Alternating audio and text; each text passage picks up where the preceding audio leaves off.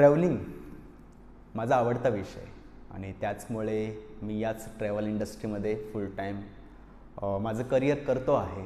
आणि आत्तापर्यंतचं सांगायचं झालं तर मी असे बरेच टूर ऑपरेट केलेत किंवा लीड केलेत. आणि एक ठळक बाब माझ्या लक्षात आली की 80% या स्त्रिया इथे फिरत असतात. म्हणजे मी आतापर्यंत जे ग्रुप लीड केलेत त्यात 80% या स्त्रिया होत्या. म्हणजे स्त्रियांना फिरायची जास्त इच्छा असते किंवा मोह असतो. आता हे आपण बोलतो आहे एक ग्रुपबद्दल, ज्यावेळी आपण ग्रुपमधून फिरत असतो. पण ज्यावेळी आपण बोलू की सोलो ट्रॅव्हलिंगच्या बाबतीत थोडंसं वेगळं आहे. पुरुष वर्ग जो आहे तो एकटा एकटा फिरत असतो, बिनधास्त फिरत असतो. पण अजूनही आपल्या इथे आपल्या देशातल्या स्त्रिया आपल्या देशात फिरत असताना किंवा विदेशात फिरायचं झालं तर त्यांचा एक कन्सर्न असतो की सोलो ट्रॅव्हलिंग ही कितपत सुरक्षित आहे. त्यामुळे अजूनही आपल्या इथे अगदी बिनधास्त फिरणाऱ्या सोलो ट्रॅव्हलर्स फार कमी दिसतील. आणि आजच्या व्हिडिओबद्दल आपण याच विषयी बोलतो आहे. काही सेफ्टी टिप्स मी आपल्याला शेअर करणार आहे, ज्यामुळे तुम्ही एकदम निश्चिंत होऊन बिनधास्त होऊन फिरू शकता. आणि हे असं नाही आहे की जो मथळा आहे या व्हिडिओचा की safety tips for female solo travellers, असं नाही आहे की हे फक्त फिमेल्ससाठी आहे. हा व्हिडिओ कोणीही पाहू शकतो, सर्वांनी पाहावा, कारण यातले टिप्स हे सर्वांसाठी उपयोगी पडणार आहेत. त्यामुळे हा व्हिडिओ शेवटपर्यंत पहा. आता आपण पुढे जाऊ. सोलो ट्रॅव्हलिंगचे काही एक वेगळी मजा असते, ॲडव्हान्टेज असतात. आणि जसं की सोलो ट्रॅव्हल आपण करत असताना ज्यावेळी आपण ग्रुपमधून फिरतो आणि एखाद्या वेळी आपण एकटं फिरतो, दोन्ही ठिकाणी काय आपली वेगवेगळी मजा. म्हणजे मला कंपॅरिझन नाही करायचं आहे, पण मी सोलो ट्रॅव्हलिंगबद्दल म्हणेन की तुम्हाला एकटं फिरताना तुम्ही तुमच्या मर्जीचे मालक असता, तुम्ही स्वतंत्र असता, तुम्हाला जे हवं ते तुम्ही करू शकता. सोलो ट्रॅव्हलिंग करत असताना आपला एक कॉन्फिडन्स असतो. म्हणजे असं सोलो फिरत असताना आपण बरंच काही फिरतो, बरंच काही शिकत असतो, आपला कॉन्फिडन्स बिल्ड होत असतो. आणि त्यामुळे एक सोलो ट्रॅव्हलिंगची एक मजा वेगळी आहे आणि तो प्रत्येकाने नक्कीच आयुष्यात हे जे एक्सपिरियन्स आहेत ते अनुभवावेत असं मी म्हणेन. पण आपल्या इथे जसं मी म्हटलं की स्त्रियांची सेफ्टी, सोलो ट्रॅव्हलिंगबद्दल स्त्रिया ज्यावेळी फिरायला जातील त्यावेळी त्यांना किती सुरक्षित वाटेल, कारण बऱ्याच गोष्टी आपल्या देशात किंवा विदेशात घडत असतात ज्या आपल्या कानावर पडत असतात. मग प्रश्न नक्कीच उभा राहतो की सोलो ट्रॅव्हल करणं स्त्रियांसाठी हे कितपत सुरक्षित आहे. तर आज आपण बोलतो आहे त्याबद्दलच की माझ्याकडे काही टिप्स आहेत ज्या तुम्ही जर फॉलो केल्यात तर तुम्हाला हे सोलो ट्रॅव्हल करणं इझी जाईल. आणि तुम्ही नक्कीच हा व्हिडिओ पाहून मोटिवेट व्हाल आणि नक्कीच पुढे सोलो ट्रॅव्हल करायचा विचार कराल. आता आपण पहिलं ज्यावेळी ट्रॅव्हल करतो तर पहिलं सगळ्यात आधी एक आपल्या डोक्यात असतं की प्लॅनिंग. तर पहिला मुद्दा आहे प्लॅनिंग. तर आपला प्लॅनिंग काय असतो, तर प्लॅनिंग करताना आपण सगळ्यात आधी विचार करतो डेस्टिनेशन, आपल्याला कुठे फिरायला जायचं आहे. तर हे सगळ्यात महत्त्वाचं आहे. कुठल्या सीझनमध्ये जायचं आहे, आपल्याला पीक सीझनमध्ये जायचं आहे, ऑफ सीझनमध्ये जायचं आहे, कोणत्याही सीझनमध्ये तुम्ही तिथे जात असाल तिथली इन्फॉर्मेशन तुम्ही काढली पाहिजे. असं नाही की उठसूट तुम्ही त्या ठिकाणी गेलात, तुम्हाला सगळी तिथली माहिती काढायला हवी. आणि आजच्या डिजिटल युगात फार या ज्या गोष्टी आहेत सोप्या झालेल्या आहेत. तुम्हाला गुगलवर एका क्लिकमध्ये पूर्ण इन्फॉर्मेशन भेटून जाते. त्यामुळे तुम्ही जास्तीत जास्त माहिती काढली पाहिजे. त्याच्यानंतर होतं की तुम्ही आयटनरी बनवायला हवी की तुम्ही कुठून स्टार्ट करताय, तुमच्या पहिल्या दिवसात तुम्ही काय कवर करणार आहात, दुसऱ्या दिवशी काय कवर करणार आहात. तर असा एक रफ प्लॅन तुमच्याकडे असला पाहिजे. तर प्लॅनिंग ही सगळ्यात महत्त्वाची. आणि त्याच्यानंतर तुम्ही पुढे जाता ते ऑनलाईन बुकिंग. आता जसं मी म्हटलं की डिजिटलचा युग आहे आजचा आणि सगळ्या गोष्टी फार सोप्या झालेल्या आहेत. ऑनलाईन बुकिंग, तुम्ही तुमचा स्टे बुक करू शकता, तुमची गाडी बुक करू शकता. पण थोडंसं सावधान, कारण ऑनलाईन बुकिंग करत असताना काही गोष्टी तुम्ही लक्षात घेतल्या पाहिजेत. जसं तुम्ही एखादं हॉटेल बुक करताय तर सगळ्यात आधी तुम्ही गुगलवर जाल, तुम्हाला जिथे हवं आहे तिकडचा तुम्हाला स्टे बुक करायचा आहे. फक्त स्टे बुक करताना तुम्ही कॉस्टिंग लक्षात घेऊ नका की कुठला स्टे आपल्याला स्वस्त मिळतो आहे. त्यासोबत तुम्हाला रिव्ह्यूज चेक करायचे आहेत, रेटिंग्स चेक करायचे आहेत आणि त्यानंतर तुम्हाला तो स्टे बुक करायचा आहे. आणि हे करत असतानाही सावधान पुन्हा एकदा, कारण बऱ्याच वेळा असा असतो की जो फीडबॅक असतो तिकडचा रिव्ह्यू असतो फेक असतो. तर असं नाही की 5 स्टार आहे म्हणजे ते जेन्युइन असेलच असं नाही आहे. त्यामुळे तुम्ही फक्त त्यातला ज्या स्टे असतं त्याचे पॉझिटिव्ह रिव्ह्यूज नाही तर निगेटिव्ह रिव्ह्यूजही लक्षात घेतले पाहिजे. काही वेळा असं असतं की फेक रिव्ह्यूज असतात, तुम्हाला काही प्रॉपर्टी असते आणि सगळेच रेटिंग 5 स्टार असतात, म्हणजे कुठेच निगेटिव्ह त्याला एक फीडबॅक नसतो. अशावेळी थोडंसं लक्षात घेतलं पाहिजे की हे फेक रिव्ह्यूज किंवा फीडबॅक असू शकतात. त्यामुळे तुम्ही एक ऑप्शन नाही असे बरेच ऑप्शन पाहिले पाहिजेत आणि त्यानंतर तुम्ही प्रत्यक्षात कॉल करून त्यांच्याशी बोललं पाहिजे.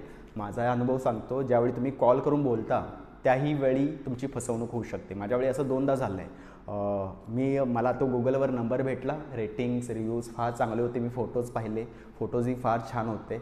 बोललो त्यांच्याशी आणि बोलल्यानंतर मी त्यांना ॲडव्हान्स पे केलं आणि ज्यावेळी तिथे प्रत्यक्षात पोचण्याची वेळ आली तेव्हा समजलं की हा नंबर त्यांचा नाही आहे, हा फेक नंबर कोणीतरी ऑपरेट करत होतं आणि त्याने बऱ्याच लोकांना असं फसवले गेलं आहे. असे फसवणुकीचे प्रकार होत असतात. त्यामुळे मी सजेस्ट करेन की याआधी त्या ठिकाणी तुमच्या ओळखीतलं कोणी गेलं असेल किंवा तिथे तुमच्या ओळखीतलं कोणी राहत असेल तर त्यांच्या कॉन्टॅक्टमधून जा किंवा ट्रॅव्हल एजंट हा त्यापेक्षाही चांगला पर्याय आहे, त्यांच्या थ्रू हे तुम्ही करू शकता. तर जसं हे स्टेचं झालं तसंच गाडीचंही सेम मी म्हणेन. गाडी तुम्हाला बुक करायची, स्टे बुक कराल, तुम्हाला तिथे फिरायचं आहे, तुम्हाला गाडीही बुक करायची आहे, तर ऑनलाईन बुकिंग करताना या ज्या छोट्या छोट्या गोष्टी आहेत ह्या तुम्हाला लक्षात घ्यायच्या आहेत. पुढे आपण जातो प्रिपरेशन, पूर्वतयारी. आपण फिरायला जाताना आपली पूर्वतयारी आपल्याला करावी लागते. जसं की आपण सोलो ट्रॅव्हल करतो आहे, आपली मानसिक तयारी आणि शारीरिक तयारी असायला हवी. मानसिक तयारी एवढ्यासाठी, आपण फिरायला जात असताना आपल्याला एक एक्साइटमेंट असते, आपल्याला माहिती आहे की आपण पुढे जाऊन फन करणार, मजा करणार. त्याशिवाय सोलो ट्रॅव्हल करतो आहे आपण, तिथे आपल्याला काय चॅलेंजेस फेस करावे लागणार आहेत आणि त्याला आपण कसं टॅकल करणार आहोत हे थोडंसं आपली मानसिक तयारी त्या दृष्टीने आपली झाली पाहिजे. शारीरिक तयारी, आपण फिरतो आहे, आपलं हेल्दी असणं जास्त महत्त्वाचं आहे. तुम्ही ज्यावेळी तुम्ही हेल्दी असाल तुम्ही ती टूर जास्त एन्जॉय करू शकाल. कारण बरीच ठिकाणं अशी आहे, जसं मी हिमालयातलं बोलेन की तुम्ही लेह लडाख, सिक्कीम, स्पिती असे जे हाय अल्टिट्यूडचे जे डेस्टिनेशन्स आहेत त्यासाठी तुमची पूर्वतयारी ही मस्ट असलीच पाहिजे. कारण तुम्ही अतिउंचीवर जाता जिथे ऑक्सिजन कमी असतो आणि त्यामुळे तुम्ही कुठे जाताय तिथलं वातावरण काय असणार आहे आणि त्यासाठी तुम्हाला काय तयारी करायची आहे त्याप्रमाणे तुम्ही थोडा वेळ घेऊन त्याआधी तुम्ही ती एक्सरसाइजचे काही म्हणजे तुम्ही वॉकिंग करताय किंवा रनिंग करताय, जी काही शारीरिक तयारी आहे त्या दृष्टीने तुम्ही ती तयारी केली पाहिजे. त्यानंतर येतं लगेज. हा फार महत्त्वाचा मुद्दा आहे, लगेज. आता तुम्ही सोलो ट्रॅव्हल करताय त्यावेळी मी म्हणेन की तुम्ही टुरिस्ट नाही आहात, तुम्ही ट्रॅव्हलर आहात. आणि ट्रॅव्हलर हा ज्या आपल्या लगेजमध्ये त्याला ज्या गरजेच्या वस्तू आहेत तेच कॅरी करत असतो. त्यामुळे लगेज तुम्ही लगेजमध्ये ज्या गोष्टी कॅरी करता यात तुम्हाला लक्ष द्यायचं आहे. तुमच्या गरजेच्या वस्तूच तुम्हाला घ्यायच्या आहेत आणि जे अनावश्यक जे लोड आहे ते टाळलं पाहिजे. तुम्ही सोलो ट्रॅव्हल करताय, तुम्हाला ते तुमचं वजन तुम्हाला स्वतः उचलायचं आहे. आणि बऱ्याच वेळा होतं की लोकांचा कल असतो ट्रॉली बॅग कॅरी करण्याचा. मी म्हणेन तुम्ही रक्सॅक कॅरी करा. तुम्ही सोलो फिरणार आहात आणि ट्रॉली बॅगपेक्षा रक्सॅक कॅरी करून फिरणं हे जास्त कम्फर्टेबल असतं. त्यामुळे रक्सॅक कॅरी करा किंवा कोणत्याही वेळी संकट हे सांगून नाही येणार आहे. तुम्ही एका संकटस्थळी आहात आणि तिथून तुम्हाला लगेच तिथून निघायचं आहे, अशावेळी तुमच्या हातात जर ट्रॉली बॅग आहे तर तुम्हाला तेवढं सोपं नसणार आहे तुम्हाला तिथून निघणं. त्यामुळे रक्सॅक असलं पाहिजे. आणि या रक्सॅकमध्ये आता महत्त्वाच्या गोष्टी काय असल्या पाहिजेत. पहिली गोष्ट पॉवर बँक, तुमचे गॅजेट्स. आता मी इथेही हे सांगेन, जे अगदी मौल्यवान आहे, व्हॅल्युबल आहे असे गॅजेट्स टाळा किंवा सोन्याचे दागिने ज्यावेळी तुम्ही सोलो ट्रॅव्हल करत असतात टाळा. सोन्याचे कुठले दागिने तुमच्या अंगावर नसणार याची खात्री करून घ्या. आणि गॅजेट्स पण पॉवर बँक तुम्हाला ठेवायचीच आहे कारण तुमच्याकडे जो मोबाईल आहे मोबाईल तुम्हाला फार उपयोगी पडणार आहे आणि त्याला बॅकअप म्हणून तुमच्याकडे पॉवर बँक असली पाहिजे, टॉर्च असली पाहिजे, फर्स्ट एड किट असली पाहिजे. बरेच ट्रॅव्हलर्स किंवा टुरिस्ट ही गोष्ट लक्षात नाही घेत, पण फर्स्ट एड किट तुमच्याकडे असलं पाहिजे सेफ्टीसाठी. या काही गोष्टी आहेत, त्याशिवाय बऱ्याच गोष्टी आहेत, थिंग्स टू कॅरी आहेत. यासाठी आपण एक व्हिडिओ वेगळा बनवला होता, त्याची लिंक मी डिस्क्रिप्शनमध्ये देत आहे. तुम्हाला कोणत्या कोणत्या गोष्टी कॅरी कराव्या लागतील तो व्हिडिओ तुम्ही पहा, त्याने तुम्हाला मदत होईल. त्याशिवाय सेफ्टीसाठी सोलो ट्रॅव्हल करताय आणि तुम्ही त्यातल्या त्यात एक फिमेल आहात, तर सेफ्टीसाठी महत्त्वाचं आहे की तुमच्याकडे एखादं शस्त्र असावं. आता शस्त्र म्हटलं की आपण शस्त्र कुठे कॅरी नाही करू शकत, कारण कायद्याने 3 इंचच्यापेक्षा मोठी ब्लेड तुम्ही कॅरी नाही करू शकत. जर तुम्हाला वाटलं तर छोटी तशी तुम्ही नाईफ कॅरी करू शकता. आणि त्याहीपेक्षा सोपं म्हणजे तुम्ही पेपर स्प्रे, आज इझिली हे मिळून जातं, ऑनलाईनही मिळतं, त्याची लिंक ही मी डिस्क्रिप्शनमध्ये देत आहे, ते तुम्ही कॅरी करू शकता. त्यानंतर सिम कार्ड, जिथे तुम्ही जाताय, जसं मी सुरुवातीला म्हटलं की तिकडची तुम्हाला पूर्ण इन्फॉर्मेशन असली पाहिजे, की त्यात हाही मुद्दा आला की तिथे नेटवर्क कोणतं येतं, कारण तुमचं नेटवर्कमध्ये राहणंही तेवढंच महत्त्वाचं. बऱ्याच वेळा कोणत्याच कार्डला नेटवर्क नाही आहेत, पण त्यातल्या त्यात तिथे कोणतं जास्त नेटवर्क चालतं ते सिम कार्ड तुम्ही आधीच घेऊन ठेवा. आणि त्याच्यानंतरचं आहे ऑफलाईन मॅप, कारण तुम्ही सोलो फिरताय, बऱ्याच वेळा असं होऊ शकतं की तुम्हाला गुगल मॅपची आवश्यकता पडेल, नेटवर्क नसेल, आणि अशा वेळी जो गुगल मॅपचा एक त्याच्यावर ऑफलाईन मॅपचा एक ऑप्शन असतो, तो जर तुम्ही आधीच डाउनलोड करून तुमच्या मोबाईलमध्ये ठेवला तर ज्यावेळी तुम्हाला गरज लागेल मॅपची आणि तिथे नेटवर्क नसेल त्यावेळी तो ऑफलाईन मॅप तुमच्या कामी येऊ शकतो. आणि त्यानंतर अजून एक पूर्वतयारी म्हणजे जिथे तुम्ही जाताय तिथले एमर्जन्सी नंबर तुमच्याकडे असले पाहिजे, जसे की एखाद्या हॉस्पिटलचा नंबर, त्या क्षेत्रातला पोलिसांचा नंबर, आणि त्याशिवाय तुमच्या जवळच्या लोकांचा नंबर, म्हणजे तुमचा फॅमिली मेंबर असेल किंवा तुमच्या फ्रेंडमधलं कोणी असेल. हे जे काही नंबर आहेत ते तुमच्या फोनमध्ये स्पीड डायलमध्ये ठेवा, म्हणजे एखाद्या वेळी तुम्हाला लगेच कोणाला कॉल करायचा आहे, त्या स्पीड डायलने तुम्ही लगेच त्यांच्याशी कॉन्टॅक्ट करू शकता. ह्याचा पुढचा मुद्दा आहे तो ट्रॅव्हल इन्शुरन्स. फार कमी जणं याबद्दल अवेअर असतील, किंवा अजूनही फार कमी जणं, म्हणजे क्वचितच कुणी ट्रॅव्हल इन्शुरन्स बनवत असतील. तर हा एक फार मोठा मुद्दा आहे असं मी म्हणेन, आणि यावर एक पुढे फ्युचरमध्ये मी एक व्हिडिओही बनवेन की ट्रॅव्हल इन्शुरन्स का महत्त्वाचा आहे. सध्या मी इथे जास्त काही बोलणार नाही, पण मी सजेस्ट करेन तुम्ही जाताय तर तुम्ही ट्रॅव्हल इन्शुरन्स तुमचा बनवू शकता. आणि ते तुम्ही कुठे बनवू शकता तर तेही म्हणजे त्यांचाही लिंक, त्यांचाही कॉन्टॅक्ट नंबर मी डिस्क्रिप्शनमध्ये देत आहे. जर तुम्हाला वाटलं की ट्रॅव्हल इन्शुरन्स तुम्हाला बनवायचं आहे तर तुम्ही त्यांना संपर्क करून तो इन्शुरन्स बनवू शकता. आता ही सगळी झाली पूर्वतयारी झाली, जे काही आपल्याला प्रिपरेशन करायचं होतं ते झालं, ऑनलाईन बुकिंग झालं, प्लॅनिंग झालं. त्याच्यानंतर दिवस उजेडतो आपल्याला ट्रॅव्हल करायचा, म्हणजे तुमच्या एखाद्या गावापासून किंवा शहरापासून जे तुमचं ट्रॅव्हल डेस्टिनेशन आहे तिथपर्यंत पोचायचं आहे. तर मोड ऑफ ट्रान्सपोर्ट, तर इथे आता 3 गोष्टी येतात यामध्ये, एक फ्लाईट, एक ट्रेन आणि एक आहे ते रोड जर्नी. तर सध्या मी फ्लाईटबद्दल बोलत नाही आहे, फ्लाईट जर्नी ही सेफ मानली जाते तशी. आपण रेल्वेबद्दल बोलू, ट्रेनबद्दल बोलू. तर रेल्वेचं बुकिंग तुम्हाला करायचं आहे ज्यावेळी तुम्ही हा सगळं प्लॅनिंग करत असता आणि अचानक आयत्या वेळी तुम्ही प्लॅनिंग करता, त्यावेळी तुमची गडबड होऊ शकते, कारण ट्रेन तिकीट्स हे आयत्या वेळी भेटणार नाही, तुम्हाला हे फार पूर्वी करावे लागतात. आणि असं तुम्ही केलं तर तुमच्यासाठी ती चांगली सोय होईल, आयत्या वेळी तिकीट्स भेटत नाहीत. तर मग तुम्ही क्लास, म्हणजे तुम्ही एक AC क्लासमध्ये कराल किंवा स्लीपर क्लासमध्ये तुमचं तिकीट बुक कराल, किंवा आता मी हे सांगेन की शेवटचा ऑप्शन हा जनरल क्लासचा ठेवा, कारण जनरल क्लास बाकीच्या क्लासच्या मानाने जनरल क्लासमध्ये ट्रॅव्हल करणं हे थोडंसं अवघड आणि सेफ्टीच्या दृष्टीने हे तेवढं सोपं नाही आहे. त्यामुळे शेवटचा ऑप्शन असतो तो जनरल क्लासचा. आता समजा की तुम्ही तिकीट बुक केलं आहे, वेटिंग लिस्टमध्ये होतं ना, ते RACमध्ये गेलं ना, ते कन्फर्म झालं. आता तुमची डेट जवळ आली, तुम्हाला त्या दिवशी तुम्हाला ट्रॅव्हल करायचं आहे. आता जर तुम्ही ऑनलाईन करता तर होतं कसं, ते कॅन्सल होतं, तुमची जी बुकिंग अमाऊंट असते ती तुम्हाला परत रिफंड होते, पण तुम्हाला ट्रॅव्हल करायचं आहे.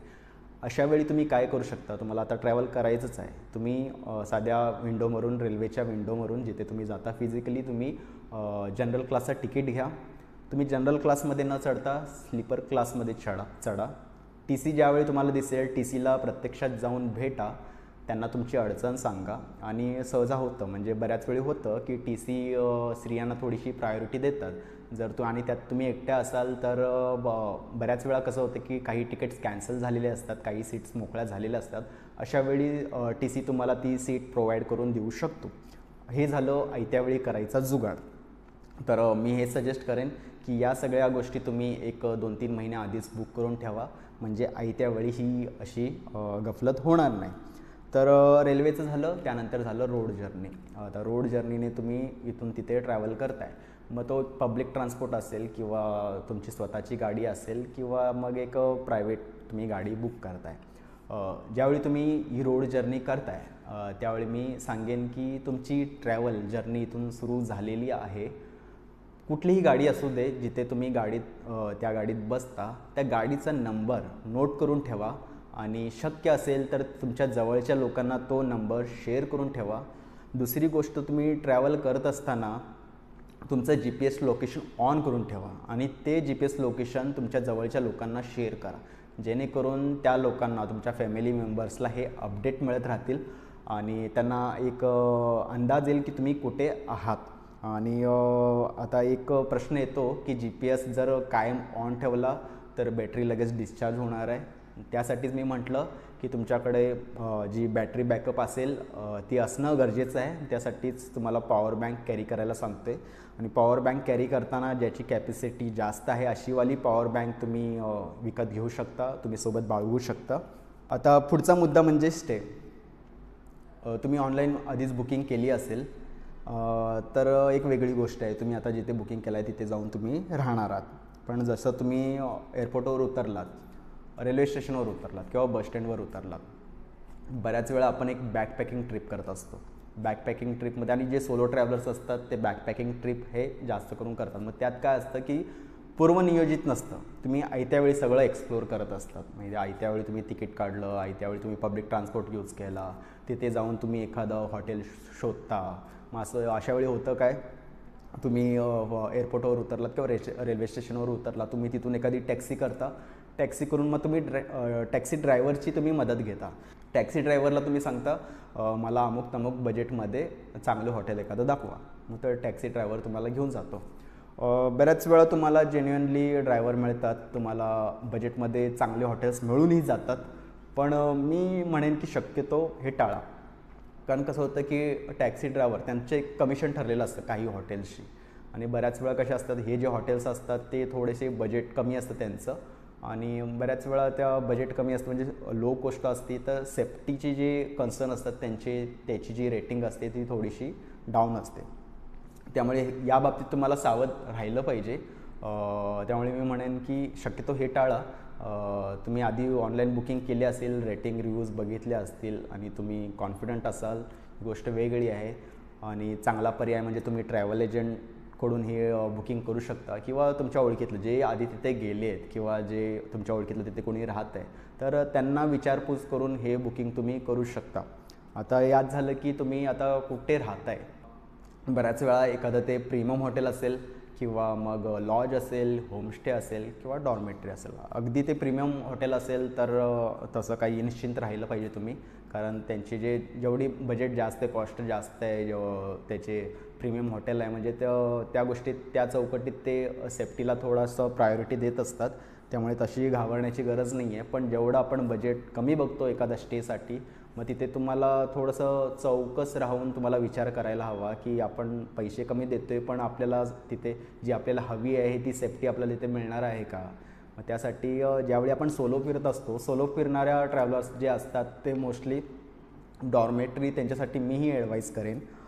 तुम्ही डॉर्मेटरीमध्ये राहू शकता.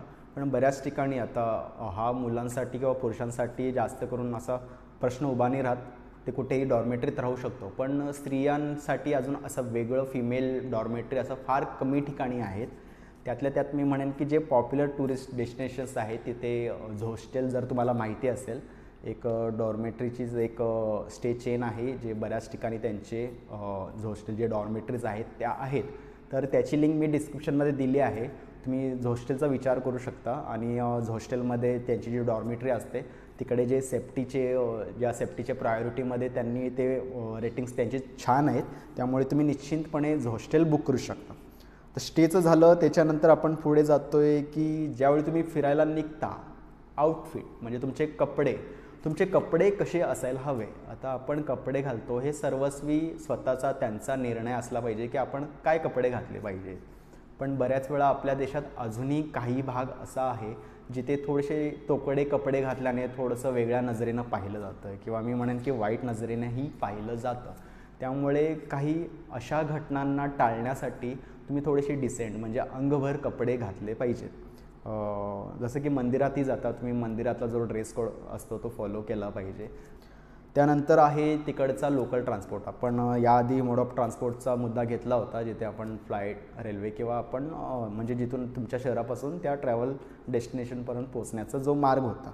आता इथे आपण बोलतो आहे लोकल ट्रान्सपोर्ट, म्हणजे तुम्ही आता त्या डेस्टिनेशनवर असाल, तिकडचं जे काही साईटसीइंग आहे तिथे तुम्ही फिरणार आहात. आता बऱ्याच वेळा होतं की तुम्ही ऑनलाईन बुकिंग केली, एकच गाडी आहे तुमच्याकडे, जेवढे काही तुमच्याकडे दिवस असतील आणि तुम्ही त्या एका गाडीने फिरता. आता दुसरा ऑप्शन होतो बऱ्याच ठिकाणी तर 2 व्हीलर मिळते रेंटवर, आणि मग तिसरा ऑप्शन पब्लिक ट्रान्सपोर्ट, आणि त्याच्यानंतर मग राहते ते टॅक्सी, म्हणजे जो लोकल त्यांचा जो काही टॅक्सी युनियन असेल किंवा ओला उबेरसारखे. मग टू व्हीलर ज्यावेळी तुम्ही टू व्हीलरने जे ट्रॅव्हल करता, बऱ्याच ठिकाणी आता रेंटने ते भेटायला लागले आहेत, तर त्याची काळजी घेतली पाहिजे की तुम्हाला ते हेल्मेट प्रोव्हाइड करतायत की नाही, त्यांच्याकडे प्रॉपर तसं RC बुक आहे का, तुमच्याकडे लायसन आहात का, आणि तुम्ही ती टू व्हीलर त्या शहरात किंवा त्या ठिकाणी चालवण्यासाठी तेवढे कॅपेबल आहात का, या सगळ्या गोष्टींचा विचार करूनच तुम्ही ती टू व्हीलर चालवली पाहिजे.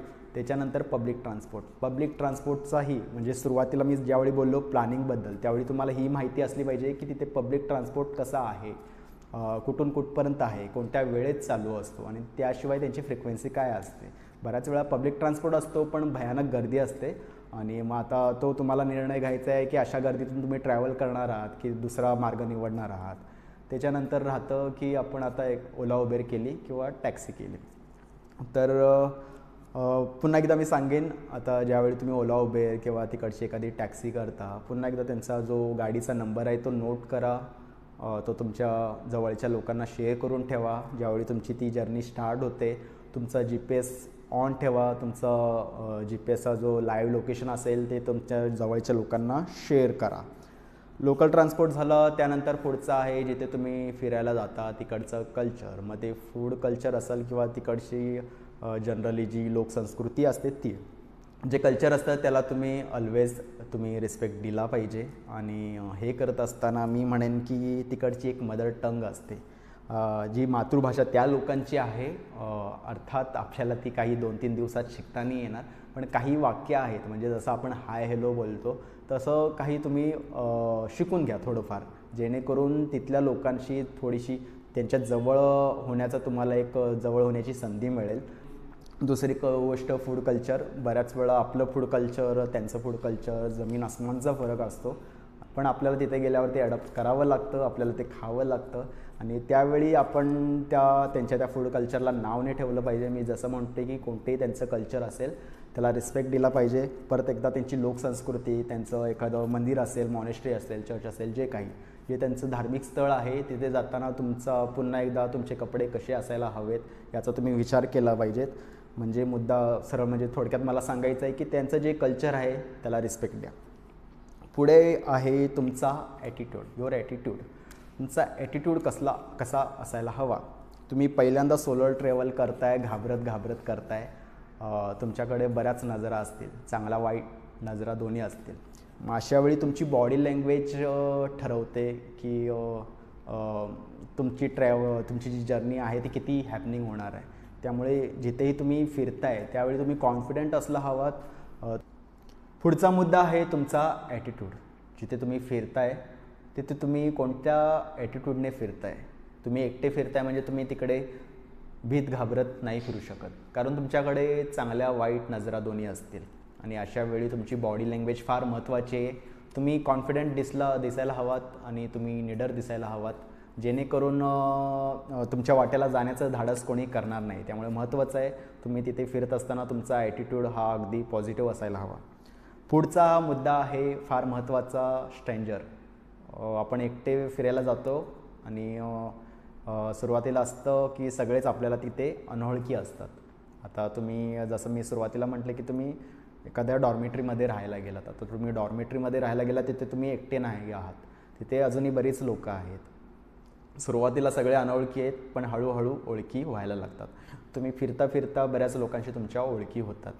पण 3-4 दिवसात म्हणा की अशी एवढीही ओळख पक्की नाही होऊ शकत की आपण आपलं सगळं काही शेअर त्यांच्याशी करू शकतो. तर मला हे सांगायचं आहे, अशा स्ट्रेंजर लोकांशी तुम्ही सगळं काही शेअर करू नका. बऱ्याच वेळा होतं की तो अनोळखी माणूस मित्र बनतो, त्या मैत्रीचं रूपांतर पुढे प्रेमात होऊ शकतं. बऱ्याच वेळा होतं की फिजिकल रिलेशन होतं आणि आपल्या इथे आपल्या देशात विदेशातही असे बरेचसे प्रसंग या घटना घडलेल्या आहेत की अशा रिलेशननंतर ब्लॅकमेलिंगचे प्रकार होत असतात. त्यामुळे मी हेच ॲडवाईज करेन की अशा घटना टाळा. चूल आणि मूल या पलीकडे आज स्त्री पोचलेली आहे. तिने आपल्या समाजात आपली एक वेगळी ओळख बनवलेली आहे. स्त्रियांची सुरक्षा ही पूर्ण समाजाची सुरक्षा असते. स्त्रियांच्या सुरक्षेच्या दृष्टीने सरकारनेही काही पावले उचलली आहेत, जसं की निर्भया पथक. मला स्त्रियांना एवढंच सांगायचं आहे की जिथेही तुम्ही फिरत असाल, प्रवास करत असाल, सतर्क राहून फिरा, जबाबदारीने फिरा, आत्मविश्वासाने फिरा, बिनधास्त फिरा. फक्त प्रवास करत असताना मानवी धोके असतातच असं नाही, नैसर्गिक धोकेही असतात, जसं की लँडस्लाईड झाले, पूर येणं झालं. यावरही आपण एक वेगळा व्हिडिओ लवकरच बनवणार आहोत.